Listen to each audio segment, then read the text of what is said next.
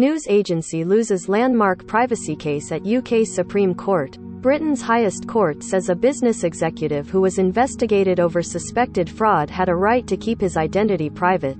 3:20. London. Britain's highest court has ruled that a business executive who was investigated over suspected fraud had a right to keep his identity private, a ruling media groups said would make it harder for journalists to expose crimes by the rich and powerful.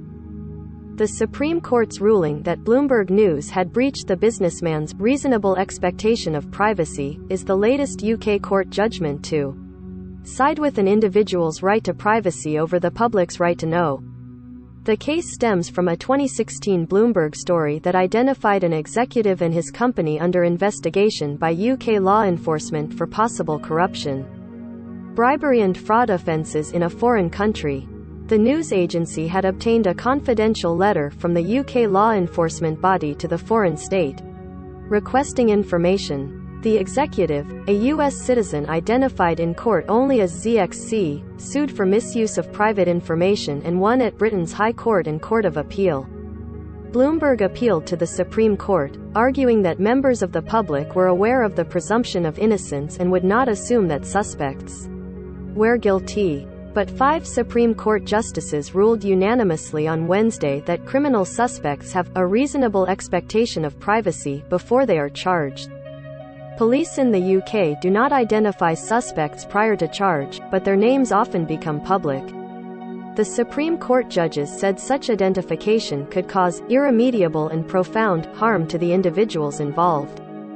They said there was a growing recognition that as a matter of public policy the identity of those arrested or suspected of a crime should not be revealed to the public, and that this applied, regardless of the nature of the suspected offense or the public characteristics of the suspect.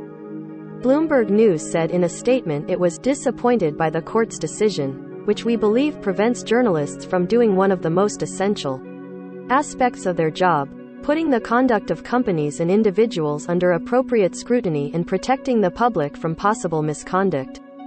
Bloomberg News editor-in-chief John Micklethwaite wrote in an opinion piece that the decision should frighten every decent journalist in Britain, as well as anybody who cares about justice, the conduct of capitalism or freedom of speech. The Supreme Court ruling follows several lower court judgments that have strengthened privacy protections in British law. They include singer Cliff Richard's successful invasion of privacy lawsuit against the BBC after it broadcast police raiding his house in 2014 while investigating an alleged sex assault. Richard was not charged with any crime, and said the coverage profoundly damaged his reputation.